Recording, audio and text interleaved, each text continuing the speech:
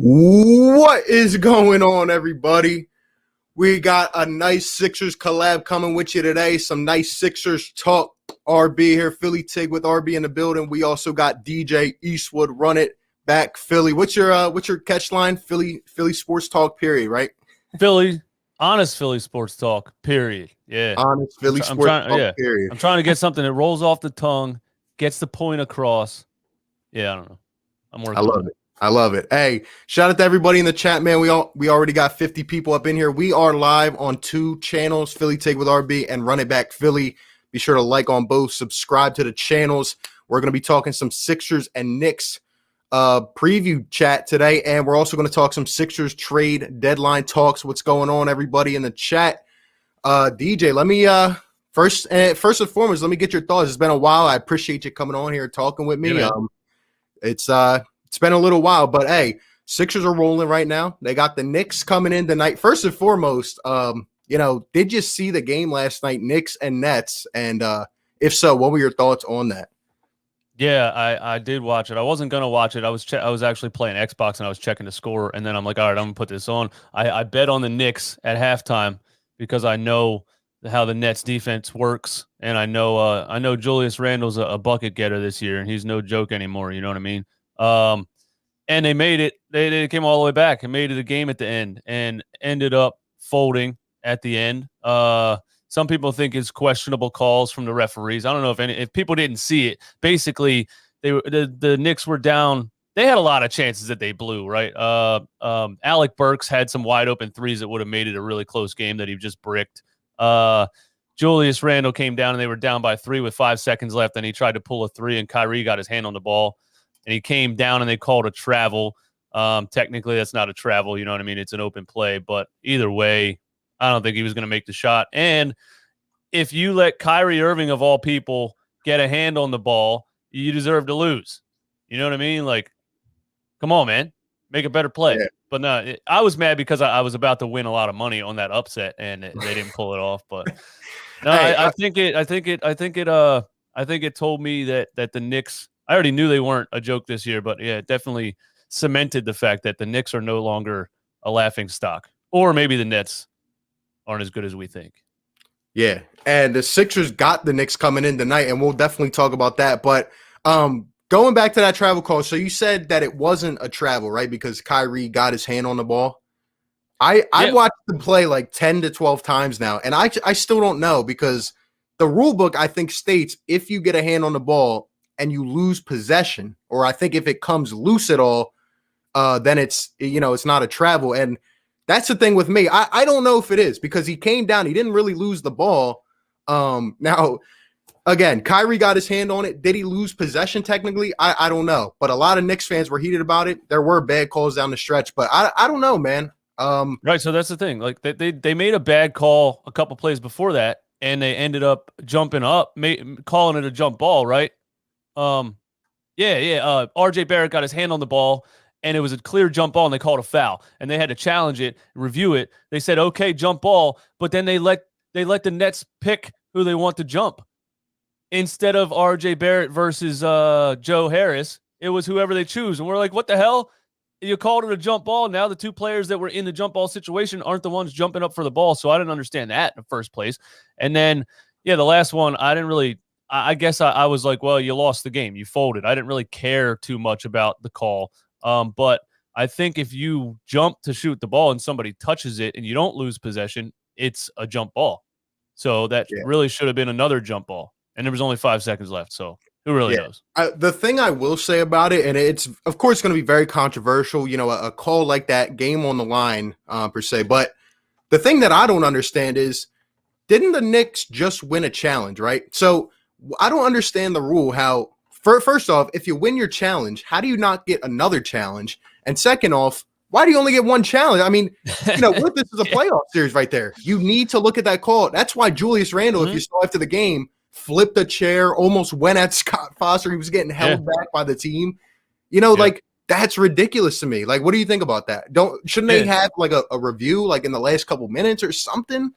Yeah, they absolutely should. I mean, you should have, it should be like like the NFL does. In the last 2 minutes of a game, anything that's close or controversial should be reviewed, because officials have egos and they don't want to change things and they don't want to be wrong. And that was just like, well, we made the call. See you guys later. And Julius Randle was really pissed about it because he just hit a big three a couple plays before that. So he was feeling it a little bit. He was unstoppable in the post. He hit a big three to bring the game within 3 points, I'm pretty sure. And then he gets another chance at it. He probably felt like if he was taking the shot, he was making the shot, and he didn't get a chance to because that's what happened. So I understand why he was mad. But, if you win a challenge, you should definitely be able to challenge again. So, hey, we challenged a call you just messed up. We were right, and now you messed up another call. We don't get to challenge it. It was crazy, and it felt like it just kept going. Like there was just no stoppage, and Julius Randle's trying to get Scott Foster to stop it for a second. Tibbs is just, it is what it is. But nonetheless, I will agree with you. And shout out to everybody in the chat, man. We got 130 up in here combined. We are live on 2 channels. Be sure to like and subscribe. Shout out to all the channel members in both channels. What's going on, everybody? Chris, we will definitely get to this in a little bit when we talk about trade stuff. But in terms of the Sixers and Knicks, right? The Knicks coming into tonight, I'm having a hard time wondering, are they going to be fatigued? Are they going to be tired going on the road back to back here? Or are they going to come out even hungrier? I mean, Julius Randle had that look in his eye yesterday. Like, I'm ready to kill someone today. I'm ready to come out here and just ball out. And, for the Knicks, I got to give them credit. When we played them last time in, I think it was December. I think it was the end of December. We beat them by 20 points. They looked terrible. All right. Simmons put RJ Barrett into prison. He literally locked him behind bars. I think he went 2 for 15. Couldn't do anything. Yeah. But now the Knicks are young. They're hungry. They've kind of found themselves. And the one thing that stood out to me from the game last night, I think it was 3 possessions in a row where they trapped the Brooklyn Nets and they couldn't even get an inbound pass off the right way. They had to call timeout. They had to reset. That was tough. That was insanely good defense at the end of a game. Yeah. Feisty, man. And I mean, I got to give Tibbs credit. They are playing hard. So, getting into this game, like, what are you looking for tonight? What are your first initial kind of thoughts about this? I don't think this is a rollover by any chance. I'm actually a little bit worried about it. Yeah, I think I think the fans might be a little bit too high on the Sixers right now after the All-Star break without Joel Embiid because we played who? We played the Bulls, we played the Wizards, and we played the San Antonio Spurs even without DeMar DeRozan. We played literally nobody. And it's not like years past where those games would go down to the wire and we're like, yo, we shouldn't be in this situation. Like, we took care of business. Don't get me wrong. We blew out the San Antonio Spurs by 35 points. We were up by 42 at one point. So that's a good sign. But none of these 3 games really told me that the other team had any talent that was a threat. Zach LaVine was locked up by Ben and Matisse, and he was ice cold. So hopefully, the Julius Randle thing where he's at right now rolling. Hopefully, we can do a good defensive job on him with Matisse and these guys. But I wouldn't be totally shocked at an upset. I'm just going to say that I wouldn't be totally shocked at an upset if the Sixers come out and think this game's going to be as easy as the last 3. Yeah, I think the Knicks are coming out hungry. They look like they got something to prove. They might even make the playoffs, to be honest. They might make the playoffs with some young talent, man. I don't know. I think the Sixers got to come out and stomp on their throat right away. This can't be one of those games where you just sit back, go through the second quarter, the third quarter. They're letting them stay in it, letting them linger, and then boom, in the fourth, anything can happen. Yeah, they have been playing with a level of energy that we didn't really see in the beginning of the season when we were losing those games that we shouldn't have been losing. They're definitely on a different level at this point with the cohesiveness and the chemistry and the energy. And I mean, everybody's buying in. Dwight Howard coming off the bench like he got shot out of a cannon. Like, just, it's crazy that the level of energy. And that might have been, it probably had a lot to do with the fact that fans were back in the building. You know what I mean? Yeah. Is this, I didn't even look, is this in New York? This is at home. This is in Philly. All right. I guess I'll expect the same level of energy then with the fans in the building. Yep. Shout out to Ricky coming with a $3 donation. Says, when do you think trades will actually start to happen? DJ, you could take that one. Daryl Morey had some comments again the other day, and I just don't think anything big is going to happen. And now, well, like tonight and a couple other tough games coming up will probably tell us whether we're going to see a trade or not. Because if we do what we did in the past 3 games against the Knicks tonight, and then who do we have? We got the Warriors at some point. We got Milwaukee. If this bench keeps showing up and keeps taking care of business, I don't see much changing at all. That's what's crazy about this team so far this year, is that like 3 weeks ago they were the worst bench in the entire NBA, and now it's like, oh my God, everybody's good, and I don't want to get too high or too low. Like I don't want to put myself there, but I don't think we're going to see any type of like blockbuster type of trade at like the point I'm at now. I don't think we're going to see a huge trade. Small things to bolster the bench, names people been throwing around. But yeah, that's all I can say. I don't think we're going to see anything major. Yeah. To add on to that, I'm having that problem too. Like, you don't want to get too high. Like, this bench, I will say they've been very consistent lately, but overall this season, they have been inconsistent, right? They had a huge stretch at the beginning of the season where, like, this is the best bench in the world. This is the best bench ever created. And then you got that whole stretch where Korkmaz can't hit a shot. Tyrese Maxey literally gets, exiled out of the rotation. Isaiah Joe goes back to the G League. Dwight Howard can't even, make a shot. And then it's like, all right, well, now we got to do something. But now that I'm kind of a little scared, to be honest, because I think this recent stretch, will it force the hand of Daryl Morey? I still think it will. I think we'll make a couple minor moves. But like you said, I don't think it's going to be a big star trade. And that's not even just for the Sixers. That's overall, in an overall sense. Because if you look at what happened with the NFL during the trade deadline, there weren't a lot of big trades because of the pandemic. I don't think there's going to be like a huge – I don't even know if Bradley Beal is going to get traded or Levine or any of them. You might just see a deadline with a lot of these, smaller names. And we might have to pick up some guards or some shooters that'll help us. But I'm not satisfied with the bench we have completely. I think we need to make at least a move for a veteran guard who knows who's been around that type of situation later on in the season. Yeah, exactly, and that's going to be Daryl Morey's job. He's. I would like to think he's a smarter basketball mind than myself. So if I'm questioning certain things, I'm sure he is too, and he's not probably getting too high on 3 games against bad teams. So it's going to be his job to sit back and say, is Furkan Korkmaz a good basketball player in the NBA? Is he a good bench player, or is this 3 games of just like out of this world shot making, and he's going to go back to the Furkan Korkmaz of old, and then I should go get Wayne Ellington or somebody else that I think is better. So it's almost like, I don't know, if they keep playing like this right now, it might be a guessing game for him where he has to make a decision. Yeah, absolutely. And I think you got a new channel member there. Yo, new member, Little Giant. Thank you, sir. Thank you for being a member. Yeah, we can't tell who's members of who, and we can't tell whose super chats are on whose channel, so it's a little tough. But thanks. If that's a new member of mine, I appreciate you. Run It Back Nation. Thank you. Yes, sir. Shout out to the Run It Back Nation. By the way, we got 190 people combined in both streams. Everybody be sure to hit that subscribe. Let us know if you guys are enjoying the content, and keep staying up to date for consistent Sixers coverage. Appreciate everybody out here tuning in with us, and kind of getting back to the Sixers and Knicks talk.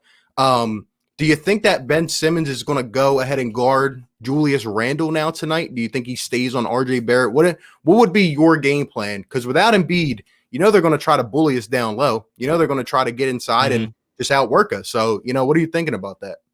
Yeah, and last night Julius Randle was taking DeAndre Jordan to the rim. It seemed like every play at the end of the game there when they needed points. And I'm not too high on Dwight Howard being able to defend people without fouling, and I'm not too high on Tony Bradley being able to defend people physically under the rim like that either. So yeah, I expect them to come hard and try to do a lot of work in the paint. I think Doc Rivers is probably going to do what he normally does, is where he like puts Ben on guys and then switches it up the whole game until you get like midway through the third quarter, and then his lockdown mode. And then I don't think you're going to see a Julius Randle in the fourth like you saw last night against the Nets, because Ben Simmons is going to be on his hip every single time he touches the ball. And Matisse Thybulle, you know what I mean? And those are 2 guys that are those are 2 of the best perimeter defenders in the entire league on the same team on the floor at the same time. So hopefully, he staggers the minutes, is strategic with it, trying to conserve Ben's energy and Matisse energy, and then, bring them both full speed if it's a close game at the end. Hopefully it's not even a close game. Yeah, I agree. A lot of people are saying to put Tobias on Julius Randle, keep Simmons on RJ. I think that's a pretty good idea. I think that's a pretty good plan. I think we will be able to kind of slow down these Knicks. I know they've had a problem in terms of transition offense, but, they just in the half-court set, they like to bully you, and, we're going to have to kind of force the ball outside. I'm not too reliable on the Knicks shooting. I don't think that they have guys every night that are going to knock it down. Now, when it comes to a guy like Alec Burks, for some reason, it seems every time the Sixers play a former Sixer, they have a career night, just like Alec Burks did earlier this year. So I'm expecting Burks to go off for 24 or more. But other than that, he might go for 40, honestly. Yeah, and Brett would still sit him, right? But anyway. Absolutely would. I like these names people are throwing out. George Hill, Will Barton, DeLon Wright. All those guys that are like veteran buyout level type of players that you could add to the bench. I think that's the most you're going to see when it comes to the trade deadline. Yeah, I agree 100%. Shout out to Miguel Edwards for the $2 donation. Not sure who it was for, but he says, proud of your guys' growth. Appreciate that, man. Thank you. Much love, man. Much love. But yeah, in terms of the Sixers and Knicks, in terms of Joel Embiid, actually, let me get your thoughts on that. Joel Embiid being out. I guess he's going to be out they said 2 weeks. I think it's going to be 3 weeks, a month, somewhere in that kind of area. I wouldn't rush him back whatsoever. I was praying to God, I'm like, let Joel just come back for the playoffs. That's it. But where we're at right now, I would keep him out as long as possible. I'm not worried about the East. I think we can take anybody, and I believe that 100%.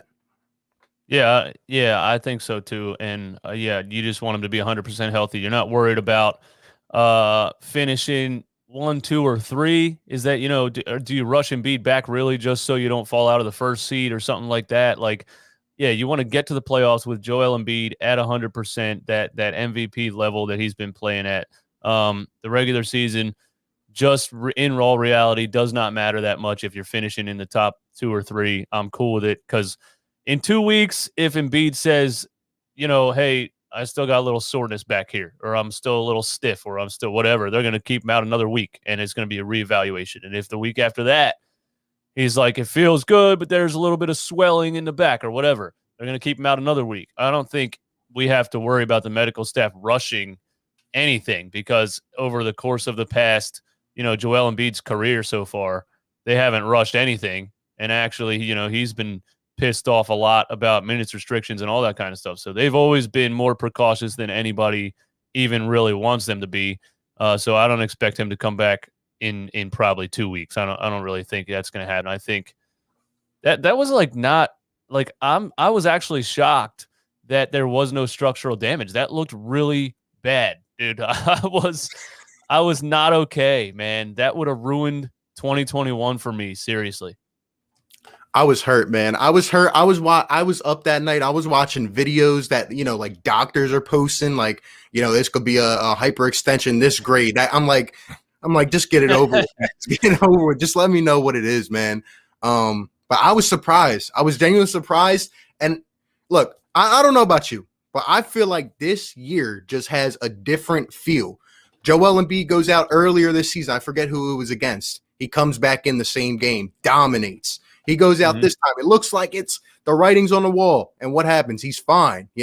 This guy goes out. They go to a barber shop and they're sick. And they come back. I feel like a story's being built here. I don't know. Stop him. I feel like it gave me such 2017 Carson Wentz vibes. You're on top. You're dominating. Everybody's talking about how great it is. And the one thing that could shoot you in the heart, you know what I mean? And it just felt like that. It was like, there it is. Philly never has we never have anything nice. We never have anything good. Something bad always happens, and there it is. But no structural damage. That was good to hear. I was ecstatic.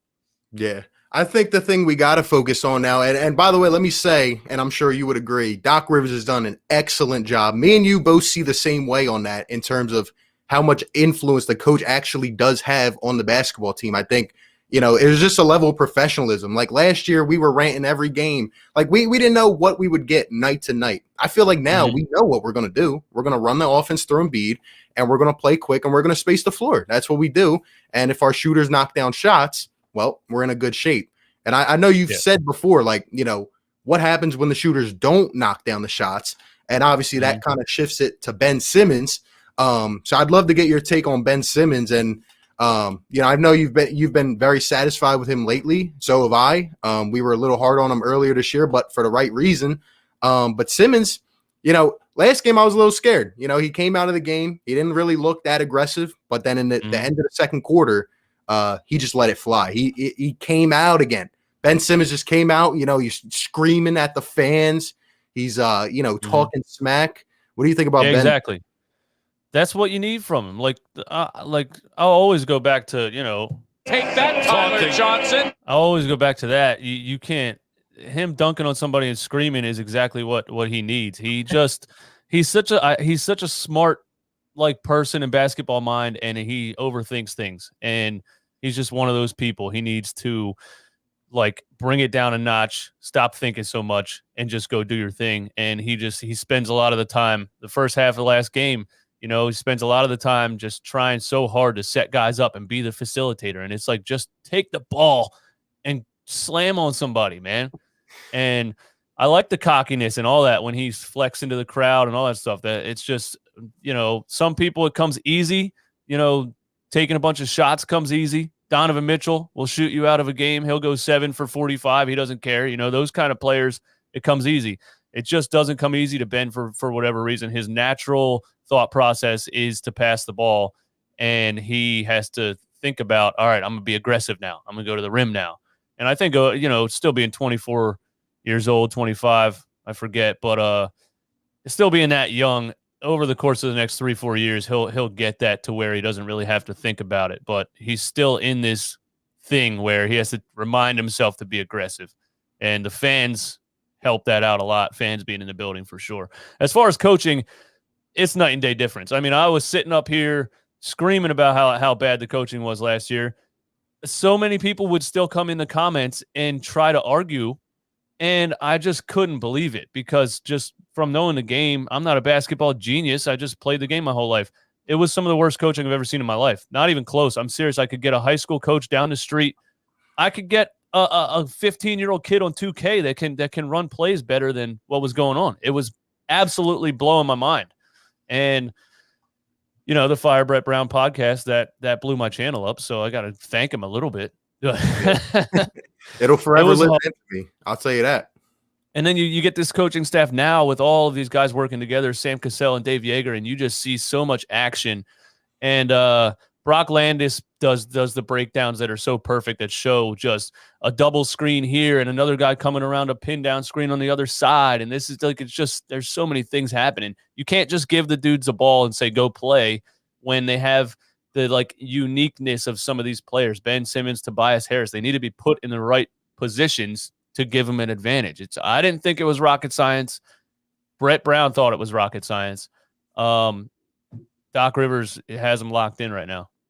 Yep, they're playing well. They're playing solid, and I think you make a good point, because I feel like in the past couple years, you know, we'd have an Embiid 30-point game, we'd have a Simmons triple-double, but then there'd be games in between. You know, we go on the road and play a terrible team, and it's like, why can't these guys stay consistent? Why are they not focused in? It's like, I don't think they knew what they were doing day to day. You know, there's been even guys that came out and talked about that, so it's crazy. Shout out to Philly Talk Podcast, our guy coming in with a $2 donation, says, thanks for giving me something to listen to at work. Shout out to you, man. Thanks for tuning in. Appreciate Philly it. Mike, my man. Thanks Yes, for going sir. to work so you can give us super chats. Yes, sir. And then we got As Tipo coming with a $2 donation, says, get bros on this and we're lit. Again, man, we are always open to this. We've been talking about it a long time. We're here. We're ready. So you guys got to let them know. I don't know. Broads might have some contract stuff or something. I don't know these days, man. He's big time. There you go. He's big time. We're just YouTube people. Yeah. We don't have as huge of an influence as people might think. I know they like to come at us on Twitter and stuff, but man, we're just telling what we see. I know. It's people like you that are what's wrong, and players want to leave every year because I'm like, you really think my 8,000 followers on YouTube has that much of an impact? Here you go. I mean, they must be watching something at this point. You talked about I want to get back to it. You talked about, the professionalism and the whole coaching staff and how we're just on like a different level. I don't know about you, but at the beginning of this year, I thought that, this is going to be our year to kind of adapt. We're coming off a short off season. Next year will be our window. Like, boom, it'll open up. Well, we might sign a huge free agent. We might do this, do that, and we'll be in position to make our run starting next year. However, I expected Joel Embiid to play great, but not this great. Ben Simmons is playing out of his mind. Tobias Harris. We didn't even talk about Tobias. I mean, consistent as heck. A guy that he said the other day, like last year, Philly fans would have kicked me out of my house and sent me walking. So I'm glad that they're behind me. Everybody's playing well. What do you think about this year? Do you think that the Sixers can make, a title run? Like, what are your thoughts on that? I think they can, because we're seeing the progression. The first half of the season was what it was. It was up and down. It was Doc taking his time, learning players, learning who's good at what, learning where they should be, how many minutes I should play this guy, that guy. Like, there's so many intangibles that us as fans don't really take into consideration or think about. Tobias Harris is such a perfect example. Like, coaching last year, the positions he was in made him look so bad. It made him look like an absolutely overpaid, underperforming. There was times where it just didn't look good. And it's because he has a skill set that he needs to be put in the right position to take advantage of smaller players. And then, you saw in the Spurs game down in the third quarter, he was just blowing by all those big nobodies. I don't even remember the dudes' names, but he can take a smaller guy in the post. And then when he's at the 4 and he has a big power forward on him, he can blow by him from the top of the key. So it's all about mismatches. It's all about putting guys in the right positions. And it's crazy what a coaching change makes. But yeah, it took the whole first half of the season, I feel like, ups and downs to really figure guys out. And Matisse Thybulle was hardly even playing the beginning of the year. Tyrese Maxey was playing like 20 minutes a game. And then we're here now. Tyrese Maxey, I guess Doc realizes, like, hey, this guy's just a little bucket getter. He doesn't really have that great of vision. He doesn't really run the play that well. He has a lot to learn, and he figured out what Matisse's skill sets are and advantages and how much he impacts a game. And now Matisse is getting the minutes and is dominating on the defensive end. So I think by the end of this year, by the time playoffs start, we should have it all. Doc should have it all figured out. But it might have taken, the first half of the season. We might still have some ups and downs moving forward. Yeah, I couldn't agree more. I think if we add, maybe one or two pieces, and as long as everybody is healthy, I think that we play a style. Like you said, Brock breaks it down well. Like, I think we play a style that it's very consistent and it's hard to break. There's a way to break it, but that it's going to come down to guys like Danny and Seth. Can they shoot, or do we get better options? I mean, we still have the trade deadline. We have the buyout market. I think there's good options to come. If we can knock down our shots, and if we take the shots, because I feel like sometimes we're a little bit hesitant. If we take the shots and make the threes, I think it's going to be hard, man. Maybe the Brooklyn Nets in a series, it goes 6 or 7. But we have the defenders to negate them. I think we do. Shout out to Ricky coming with a $2 donation here. Says player of the game predictions for tonight. DJ, take it away. I'm looking for Ben Simmons, because like we've been shooting the absolute lights out of the ball, and I don't expect that to continue for the rest of the season. You know what I mean? Like I always say, you're gonna get what you get from Ben, Tobias, and Joel. And I know he's not playing, but the rest of the team is a deciding factor. And Danny Green, Seth Curry, and Furkan Korkmaz shooting the three-pointer are a deciding factor. And you're going to get those games where they're not making a three. You're going to get those games where Danny Green's hitting the side of the backboard or shooting wide open air balls for some reason.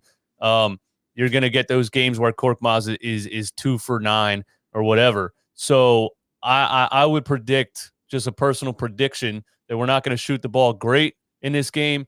And then I'm expecting Ben Simmons to realize that, halfway through the second quarter maybe, and say, okay, it's my time, and go to the rim a whole bunch of times and give us that Utah Jazz 40-point triple-double type of game.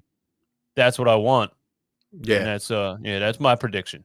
Yeah. I'll say I'll go ahead and say Tobias Harris. I think he's still not being given enough credit for what he's doing this season. He's been consistent every night. I mean, he's pretty much given us 20 to 22 at least in his sleep. Even he'll have some slow spurts where it's like, is Tobias even in this game? And then he'll just come out of nowhere. And, late when you need a shot, I can't believe it. Because I remember me and you actually had this conversation, like, who is going to be the guy to take a shot when we need it? Toby is being one of them guys, especially when Embiid draws a double or a triple. Like, Toby is knocking down even off the bounce too. So I'll say Tobias, and kind of a sleeper pick, I'll say Matisse Thybulle. You talked about it earlier. Thybulle has been playing out of his mind. I'm not trading him for anything. I'm not putting him in any trade package. I think he's going to be too valuable in the playoffs. He's 23, I think, just turned 23, maybe 24. Matisse Thybulle is going to be so good down the road. He sees plays, 4 plays before they happen. I mean, he's unbelievable. Yeah, Matisse is untouchable because not just the defense, not just the defensive side of the ball.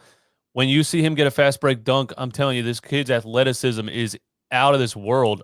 You don't even really think about it because he just doesn't know yet on the offensive side of the ball how to get to the rim. Really, when he learns a one dribble jab step and blows by a defender and dunks on 2 guys or something like that, like the world's gonna explode. They're gonna be like, "Holy shit, this dude!" Like I really think when he's like 25, 26 years old, he's gonna be unstoppable. And I can see it like developing slowly right now. I'm so excited for Matisse Thybulle. Yeah, he's untouchable. Yeah, and he's actually taking more shots now, which I love. Look, let him go 0 for 5. Like, just let him take the threes and kind of get in his rhythm. If he does that, he's going to be scary. Shout out to Tipo coming in with another $2 super chat. Much appreciated. Says, remember when DJ said we were going to be the 6th seed? I'll let you take that. I don't even remember that. When did I say that? I'm guessing coming into this season, I said that. I'm guessing. I said 4 seed. I don't remember saying that. Maybe I did. I don't know. I was excited about the Doc Rivers signing. When they traded Al Horford, I was ecstatic. I mean, I thought that was one of the main issues on the team and the spacing. I think I expected Doc Rivers to take Joel Embiid and Ben Simmons to another level. So I don't know if I said the 6th seed. If Ask Tipo is one of those guys that always has something negative to say, as long as you're paying $1.99, we will read your comment and you can talk all the trash you want. But no, I don't remember saying they were going to be the 6th seed. Maybe I did. I don't know. I mean, I don't think it would have been a terrible take, like right when we, right when the offseason began or, during the offseason when we signed Doc. Like, I don't think it would have been a terrible take. But I mean, I had as a 4 seed, maybe a 3 seed, but we're up here and we just give our thoughts based on what we see. So who I don't know who I would have been putting ahead of the Sixers. But it's hard for me to remember. If that's true, I mean, show me the clip. I'll own it. I don't care. I've been wrong before. I think I had Milwaukee and maybe Brooklyn ahead of us, and maybe Miami. That's maybe the 3 I would have said ahead of us. Yeah, I probably did have Miami way higher than they are right now. Yeah, I will say Miami is on a hot stretch right now. They're up to the 4 seed. I don't even think they were in playoff contention like 2 weeks ago. I probably had Boston ahead. I didn't expect Boston to be playing as garbage as they are this year. Boston, Miami, Brooklyn. I don't know. I still don't think I was going 6th seed, maybe 4th seed at the worst. Yeah. But I don't remember what I did, yesterday. So how would I remember that? A long season, man. Shout out to Tom coming in with a $5 donation. What's up, Tom? Says 1098 screw the Nets. That's Tom. That's the A2D Radio. Tom Arnone, Mr. Yes, No sir. Notes. Yes, sir. What's going on, Tom? Appreciate you tuning in, man. I agree. And, I feel like there's a lot of fair weather Nets fans out there, too. Kind of rollovers from the Knicks, the people that used to root for the Knicks and just gave up. Absolutely. I don't. Did you see that clip last night where what was it? James Harden was like, "Yeah, there was so many Knicks fans here at the Barclays Center." He's like, I feel like he was kind of irritated about it. He's like, they were just like, "What did you think about your first New York matchup?" He's like, "Yeah, there were a lot of Knicks fans."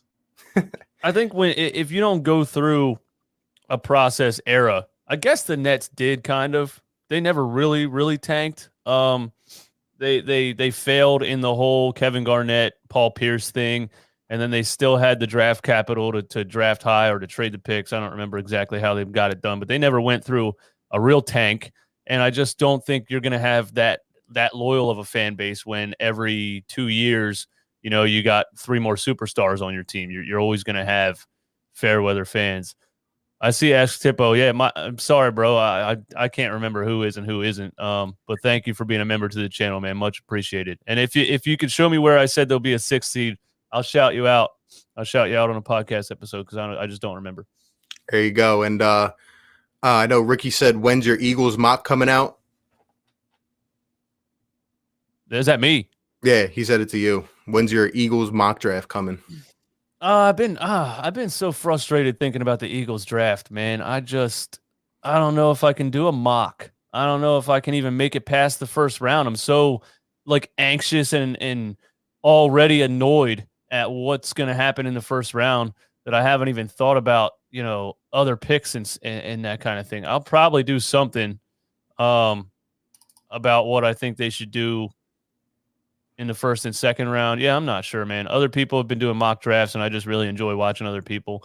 As far as the Eagles, I just don't get that in depth with the Eagles. You know what I mean? I'm a huge Eagles fan, but if we were talking about a Sixers draft, I could probably rattle off a mock draft off the top of my head without even looking anything up. With the Eagles, I got to look at players in college, who's going in the 3rd and the 4th round, and all that kind of stuff. So I'm not really thinking about it much. I think I'm just locked in on the Sixers right now. Yeah, I absolutely agree. And, when you're winning ball games, that's what it does. Tipo, like you said, says not a trash talker. I'm a member on both channels. Appreciate that, Tipo. And then we got Rick Bennett coming with a $2 donation. Says chemistry or star power driving the Sixers. Now, that's a good question, man. I think it's a combination of both. But I'll tell you, man, this chemistry, when I watch other teams play, some of them have bits and pieces, but the chemistry I see with the Sixers, especially from last year, is night and day. And it's special, man. It's really special. And I think it's going to drive us deep, in the playoffs. Yeah, I'm going to go to chemistry right now because we're getting production from players that I did not expect to get production from. You know what I mean? You're talking about Furkan Korkmaz scoring 16 a game in the last 3. And Dwight Howard having a big 18 and 12 game the other 2 games ago or whatever it was. I'm going chemistry. Everybody is on another level right now. And hopefully that's a good sign and not just because they were playing, the San Antonio Spurs G League team. Yeah. Let me ask you real quick about Dwight Howard because, I'm still scarred from a couple years ago, that Toronto series where who was it? Boban and Greg Monroe came in for, I think it was 2 minutes and was a -13. And we absolutely botched a lead. Dwight Howard has been confusing to me. I know you talk about him being a lunatic. He's absolutely psycho. But he's had these 2 stretches this year where he looks like he's prime Dwight, like Orlando Dwight. And then other games, it's 4 fouls in the first half and he's taken out. Do you think Dwight's going to be that consistent backup in the playoffs? We only need 8 minutes out of him, maybe. Do you think he's going to be that guy for us in the playoffs? Yeah, I think it's back to taking the first half of the season to learn your spot on the team and what you can do and what you can't do. Dwight Howard, being a former NBA superstar, I think he figured it out with the Lakers recently that he's not a superstar anymore and he needs to play a role, and I think that's what he does.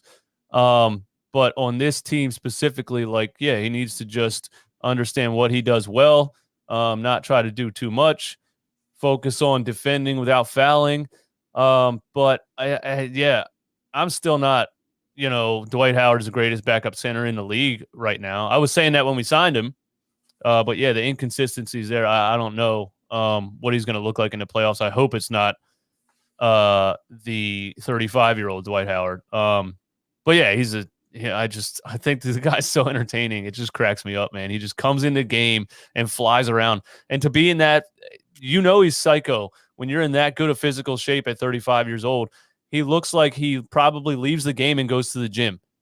And gets a crazy lift in and screams his face off and then goes home and goes to bed. The guy's a maniac. I wouldn't want to be He's probably in a gym like smashing weights and like kicking things, and yeah, I don't know. He Dwight Howard's crazy. embodies Philly. He's one of them guys when the crowd's back. Now they are in part, but when they're back, in a playoff game, they're gonna go nuts for this guy. He gets a foul, screaming at the ref. He's gonna go crazy for him, man. Oh, I want him to catch a big time alley oop and he slams the ball so hard. It's so much fun to watch. Yeah. And he doesn't care if it's the fourth quarter and they're up by 35 points. He's yelling at the ref. Yeah. It's just crazy. Every single second of the game, he wants to succeed. And he's never fouled anyone ever, by the way. And you can't tell him otherwise. He's never committed a foul. Never. Shout out to Philly coming in, says 2 best Sixers content creators. Thank you, Philly. Appreciate you, my man. Philly, thank you. Hey, man. And then we got Tipo coming in with another $2 donation. Much love for the support. Says Toby or Julius Randle. That's a good question. That's a good question. I'm going to go Julius Randle because he's younger. That's the only reason I would say that I would take Julius Randle versus Tobias. But I think Tobias fits better with this team next to Ben Simmons, with his shooting and spacing the floor, because Randle can do a little bit of shooting, but he's not really spacing the floor like Tobias. So it's a complicated question, but if it's just one-on-one who you taking on your team, I'll just go Julius Randle because he's younger, but that's not a shot at Tobias either. Yeah, I'm going to take the more biased approach, and I'll go Toby. And also for what you said, like he can create his own. He can knock down that mid-range is Toby's bread and butter, and he's just been consistent. I love how Toby's not flashy. He just plays very structured. And like you said, he fits better with this team. Someone came at my neck the other week. They were like, you're an idiot because the Sixers shouldn't trade for DeMar DeRozan. I'm like, bro, he doesn't fit with the team. It's not. DeMar DeRozan's a better player than Tobias, or he has been. He's been an all-star, but he doesn't fit. No, we know what this team needs. Yeah. Don't tell me any name of a guy that can't shoot a three. That's not what we need. Exactly. And that's all I said, man. It's like you just got to think about the fit on the team as well, and the chemistry we built. But it's crazy. Well, people that debate sports on the internet, it's going to be a good comment when it starts out with "you're an idiot." Like, they just cannot debate at all. They can't have a separate opinion from somebody. They have no idea how to have a conversation in real life. They're probably like the kids that go to a restaurant and with their friends and nobody looks away from their phone the whole time. They're just staring at their phones. They have no communication skills. And they hear somebody say something that they disagree with, and they blow up inside. They can't handle it. Every time. Shout out to Philly fans and SD, one of my great supporters, coming with a $2 donation, says much love. Don't know DJ yet. Podcast name. Let them know where to find you, DJ. And for all 300 in the chat, Run It Back Philly on YouTube, Apple Podcasts, and Spotify, man. Thank you. Yes, sir. Thank you if you're a potential new subscriber. Yep. Shout out to everybody. If you guys are on my channel, haven't subscribed yet, be sure to sub up. DJ, someone put his link down in the chat. I want to do something real quick. I have, I made a trade video. I have a couple guys. I'll do like 4 or 5, and I have their names, and we're just gonna go, one by one real quick. And just tell me if you would consider trading for them or not. You guys can let us know in the chat. We already talked about George Hill, so I'm not gonna, talk about that. But the first one I would say is kind of a combo package. Last year we got Alec Burks, Glenn Robinson. Would you consider, throwing together a similar trade package for DeLon Wright and Wayne Ellington from the Pistons? What, we only traded like 2 second-round picks for that, right? Right. That was on the day of the trade deadline, right? Yeah, 3 second-rounders. That's probably the type of thing I could see Daryl Morey doing, like right at the last second. Like, because if you're giving up 2 second-rounders, what are you really giving up? And at the end of the day, you add 2 players that can shoot the ball on your roster, that can shoot the ball, that can play in the NBA, not, Paul Reed type of guys that you don't know about yet. Yeah, dominating the G League, okay, but, can he play on an NBA level? Isaiah Joe, can he play on an NBA level? So if you're getting 2 guys that can shoot the ball on an NBA level, I'm all for that one, yeah. I think that's probably the type of trade you're going to see versus like a big-time blockbuster thing go down. All right, so that would be good. Now, in terms of the Rockets, I guess there's a couple ways you could go about this. Everyone's saying yes in the chat about that Pistons package. Now, would you be willing to trade I actually we'll do a comparison. Would you rather trade for PJ Tucker or would you rather trade for Larry Nance Jr.?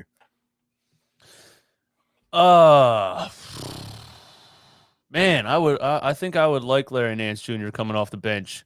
High energy guy, athletic guy, can guard the paint a little bit.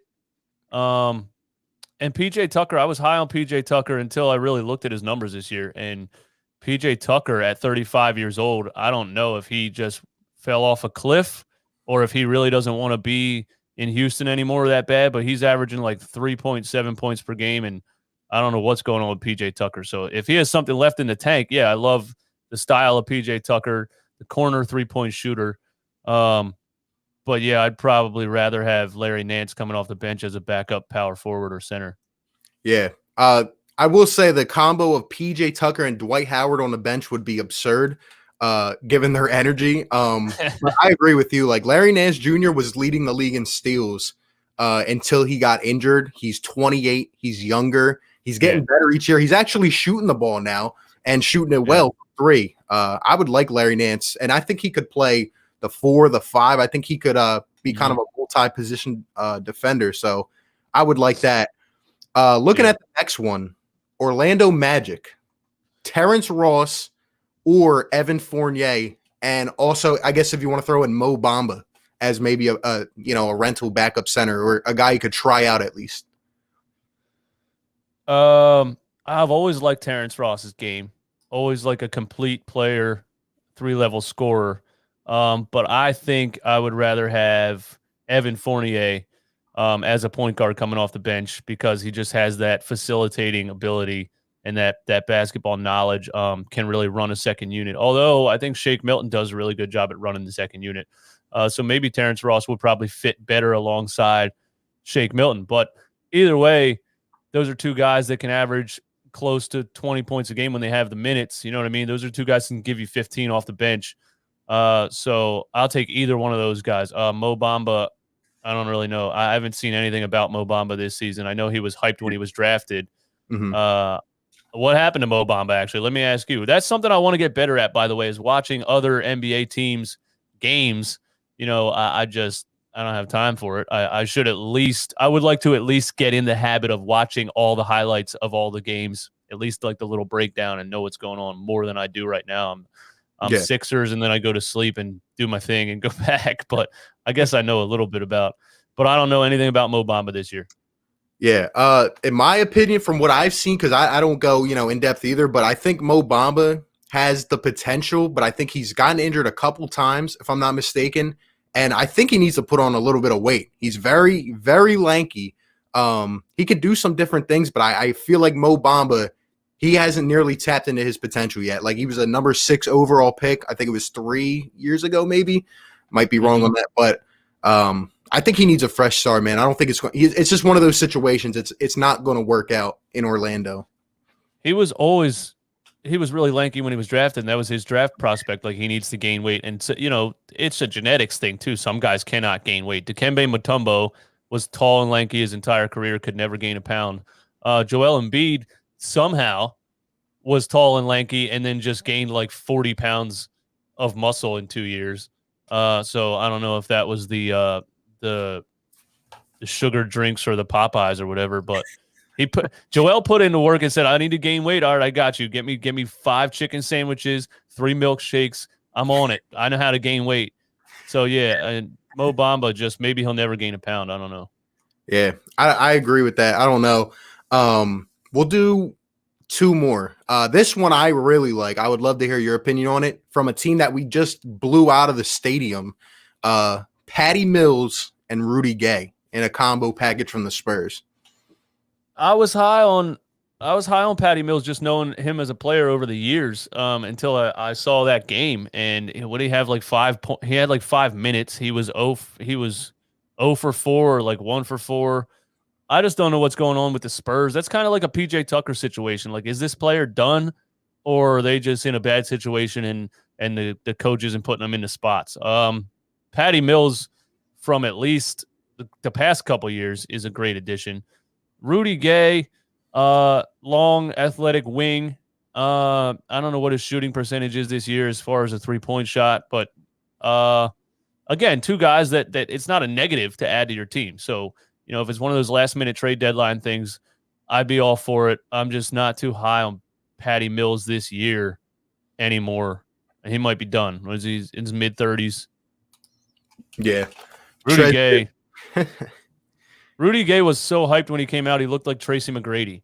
Mm-hmm. And injuries and just, I don't know, he's just not anything special. He's just a role player, man. I think Patty Mills is still shooting 40% plus from three. I guess it was just one of those games. But yeah, I would definitely take those two any day. Trez here says Vucevic is what happened to Mo Bamba. There you go. Barb said my comedy makes up for my lack of knowledge. I appreciate that. Thank you so much. Oh man. But yeah, the last one I would inquire to you about is the Pelicans trade with the Pelicans for Lonzo Ball. What do you think about that? I like that. I like Lonzo Ball. I was a Lonzo Ball trash talker his whole first 2 or 3 years of his career. He's in his third year now, because his shot looked wonky and I didn't understand it and I didn't think he could fix it. And I used to say anybody with a shot that broken is not fixing his shot. And here's Lonzo Ball at like 24 years old, right? Shooting 39% from the 3-point line.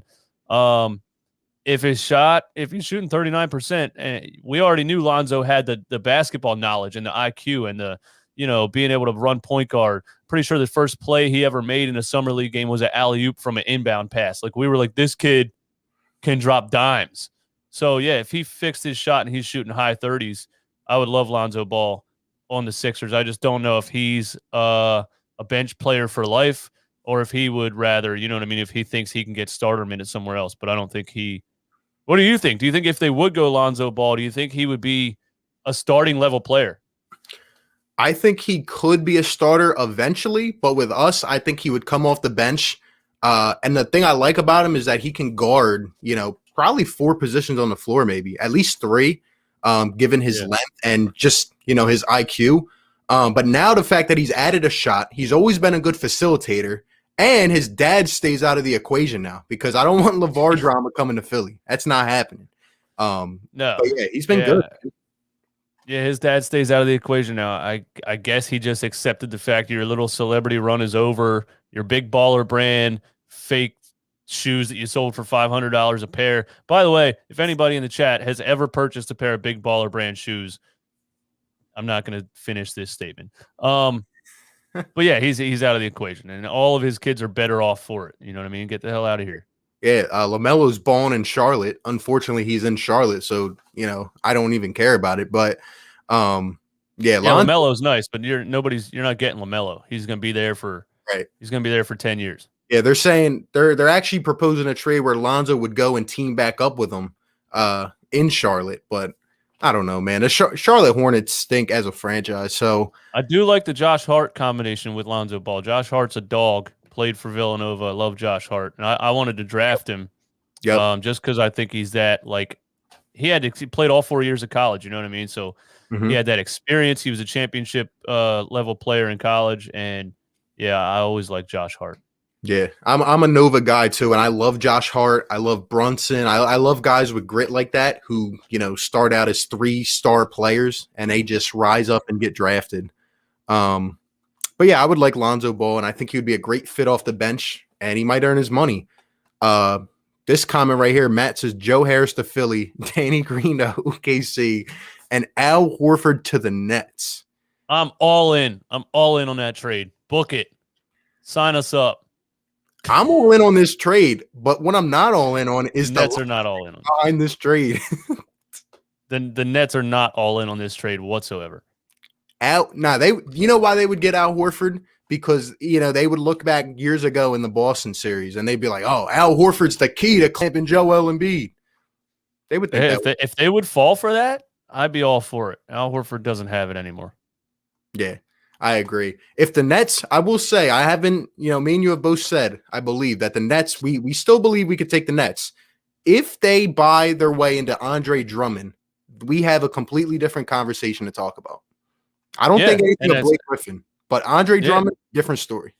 Yep. And that's another player that, still has something left in the tank. and can body up Joel Embiid a little bit. Joel Embiid usually gets the best of him, usually fouls him out and waves goodbye. You know what I mean? So that would make for a fun watching Joel Embiid versus Andre Drummond in the playoffs. But yeah, that would give them some interior defense, and they don't have any interior defense right now.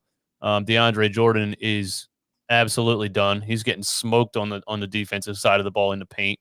But yeah, that you're right. That would give us a little bit of a scare if they would get Andre Drummond over there.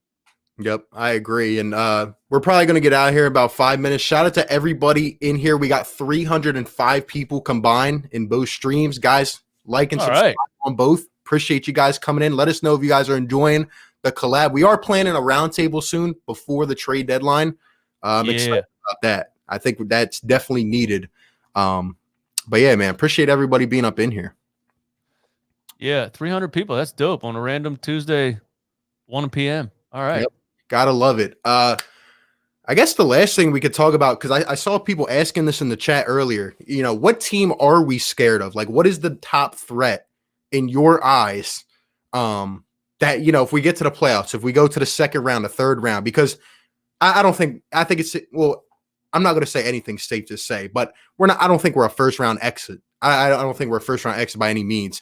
No. The second, the third round, like, what team are you scared of? Whether it's the way they play, the star power they have, whatever it is, who are you scared of? And let us know in the chat what you guys think.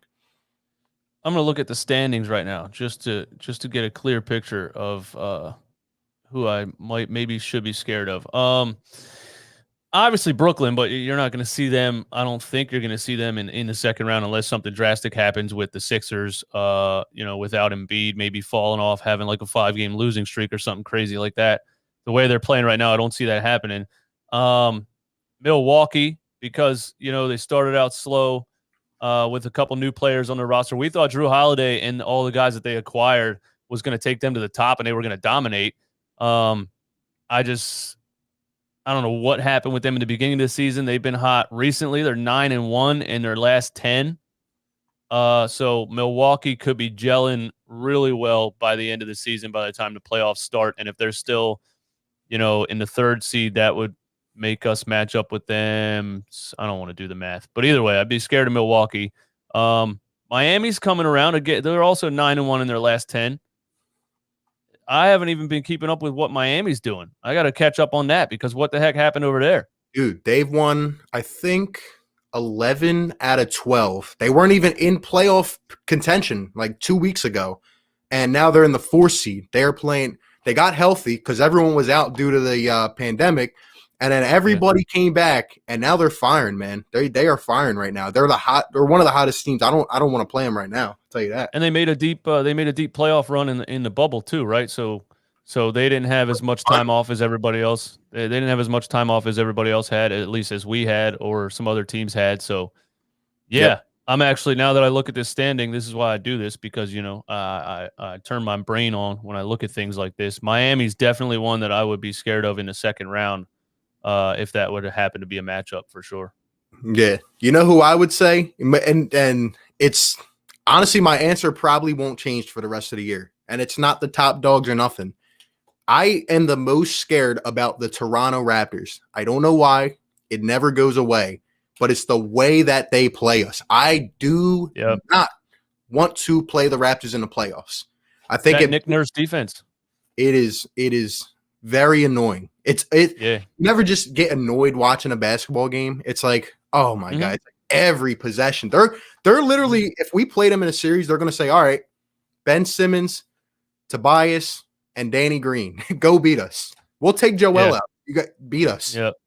That's and a lot of people want to talk trash about that, like, oh, he doesn't show up against the Raptors. Like, just watch the game. He can't show up. He has 2 guys on his hip before he even touches the ball. And it's crazy because I'm like, why don't more teams play him like this? But it's almost like they can't. I don't know what Nick Nurse does. He has some kind of magic defensive practice strategy or something. It's just crazy. And then we can't swing the ball fast enough, and they fly out and they rotate fast enough to get back. I think the Raptors, if they played everybody else like they played us, would be a lot better than 17-22 right now. You know what? That's another thing I think it is? Like, when I watch teams how they play Joel Embiid, they wait for him to usually put the ball down and turn, right? The Raptors they're already rushing at him before he even thinks. And at that, he's like, all right, got to throw it out. Like that other game, people were like, why is Joel Embiid, not being aggressive? What do you want him to do? He can't do anything. Slapping him, and he just has to throw it out and live with it. So, then probably Doc has to get more creative to get him the one-on-ones under the basket. Maybe some screens underneath the basket for Embiid, like those kind of plays. You know what I mean? But who knows, man? But yeah, I am gonna run up out of here. Got things to do. Got to pick up my kid from school and everything else. I love doing this. I love collabing with you because you're very, very good at this. You know what I mean? And you keep it interesting, and the questions are interesting, and the topics. Some other people that I collab with or I have collabed with before in the past, it's like, what are we going to talk about? And there's like some dead air, and we're like, shit, we got to think of something to say. And then we're like, there's never like, I feel like we could sit here for 3 hours and talk about this stuff. You know what I mean? So this hour thank you. Fast. That's not a shot to anyone else. That I'm saying that RB runs the show. Like I'm not good at keeping the show going. Like I need to turn my brain on. I need to read some questions. I need to, you know what I'm saying? Yep.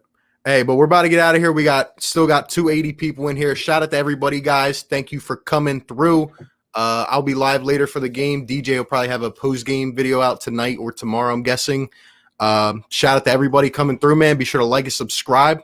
Thank you guys again. And we will definitely get a roundtable going soon. So appreciate you for collabing with me, man. I appreciate it. Yeah, man. Anytime. Later. All right, guys. Have a good night or a good afternoon. Peace.